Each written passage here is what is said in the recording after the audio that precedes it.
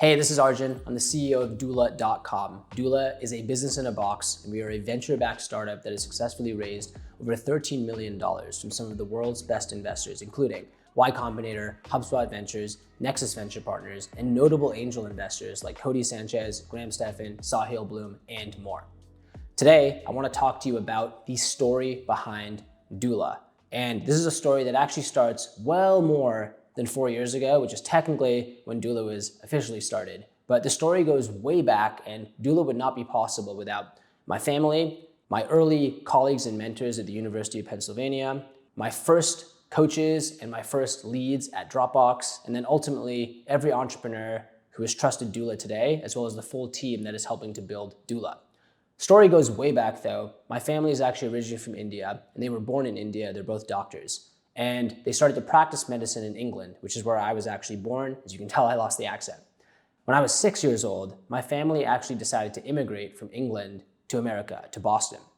And candidly, at the time, I didn't remember much. I knew the cartoons changed. Maybe they went from Clifford the Big Red Dog to SpongeBob. People started talking a bit differently. They didn't talk with a British accent.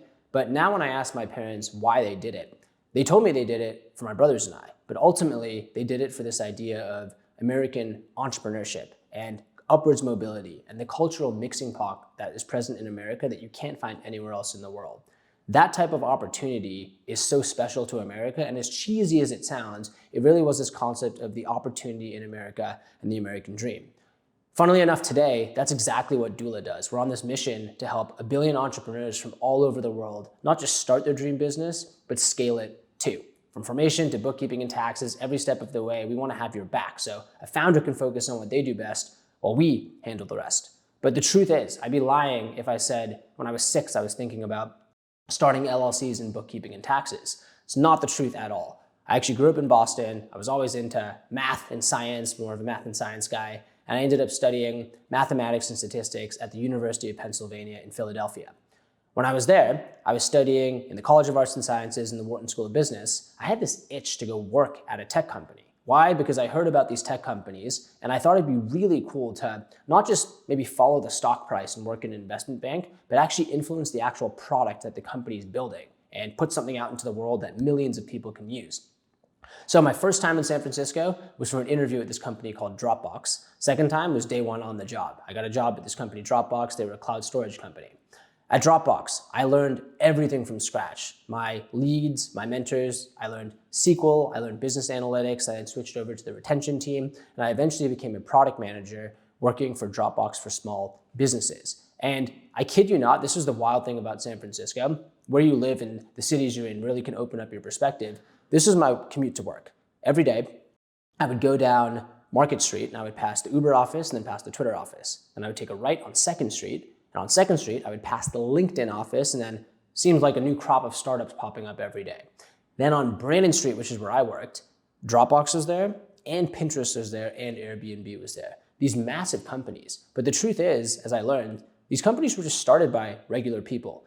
Don't get me wrong, they had incredible work ethics, incredible insights, and they actually took the risk to go and start something despite everyone saying this is a silly idea. But they were just normal people who decided to start a business. And when I was walking past that every day, and I was also seeing people like me actually quitting their jobs and starting companies, I couldn't help but think, hey, why can't I do this? Why not me? And I actually first had the itch when I was back in college to start this social fitness app. This idea of, hey, why can't I coordinate with friends to go plan a workout? And I couldn't get that idea out of my head. So long story short, I ended up leaving Dropbox and deciding to try to start the social fitness app. Long story short, it was a terrible idea. Didn't work. It was kind of like what Paul Graham would call a sitcom idea, which is like, hey, everyone's on Facebook, everyone has a pet, what about Facebook for pets? Well, the truth is that might make for a good movie or a sitcom, but in reality, if people don't need it, there isn't a business.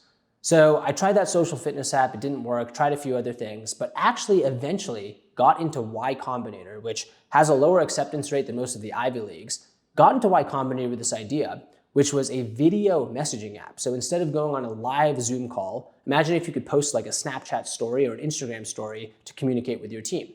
COVID had just hit. We thought, holy crap, the world is going remote. This is perfect timing. But unfortunately, this was also another sitcom idea because people, one, don't really like to record themselves on video, but two, people wanted real-time communication, especially when everything was going remote.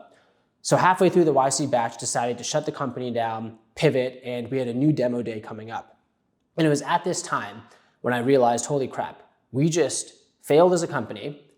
This sucked. There were other companies going on and growing. But the biggest pain was, holy crap, $30,000 is down the drain, because that's how much I ended up spending on everything legal and tax, the formation, the bookkeeping, the accounting, IP transfers. The bills just kept racking up, and now it was all gone. Nothing to show for it. The company had died. So I wasn't sure what I wanted to build next, but the one thing I knew is, or I thought I knew, was I'm gonna have to fork over $30,000 again to start this business. But then that was the light bulb moment of, wait a second, kind of like that Staples easy button. What if you could just click a button and have your company formed? It's just paperwork at the end of the day.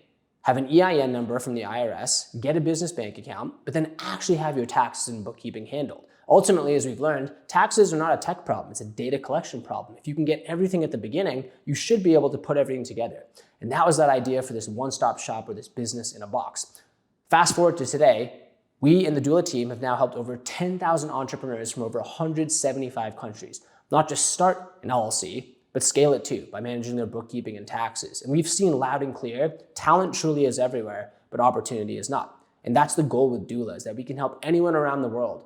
I believe everyone has an entrepreneurial itch inside them, and before you can go 0 to 1, you have to go -1 to 0 and actually get the business off the ground. That's where we want to help. And if we achieve our mission, Doola can single-handedly increase entrepreneurship around the world. Now, a lot of people say, okay, how did you come up with the name Doola? The truth is, it was a 5-letter .com. It had 2 O's, so it was tech sounding like Google. It was something we could build a brand or a business or name around. The .com was big too.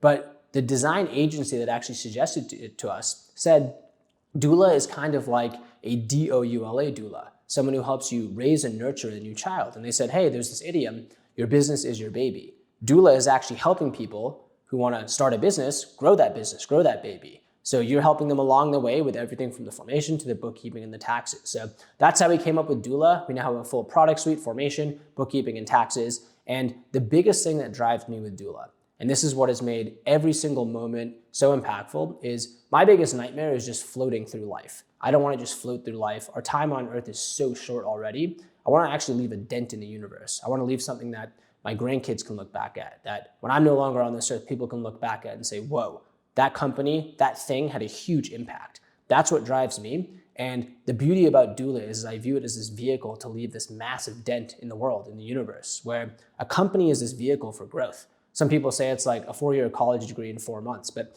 every company that started with Doola, we get people who say, I didn't think this was possible without you. You made this dream come true. Literally, it's not a company, it's making a dream come true. And that founder has a family, they have kids, they have entrepreneurs, or they have customers that work with them. So the tentacles just spread like a virus, honestly, but it all starts with Doola. And that's what this team is working on. That's what I love working on. That's how I think we can ultimately leave a dent in the universe, and that never gets old.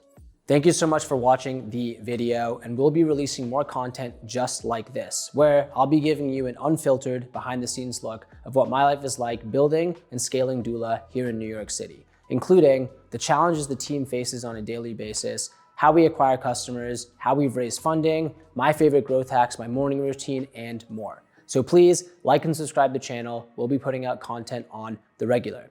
And speaking of entrepreneurs, if you yourself are a founder looking to either start a new business or scale an existing business, Doola is your business in a box solution. We've helped over 10,000 entrepreneurs from over 175 countries focus on what they do best, so Doola can handle the rest, the unsexy yet critical back office required for any business. Thanks so much for watching. See you in the next video.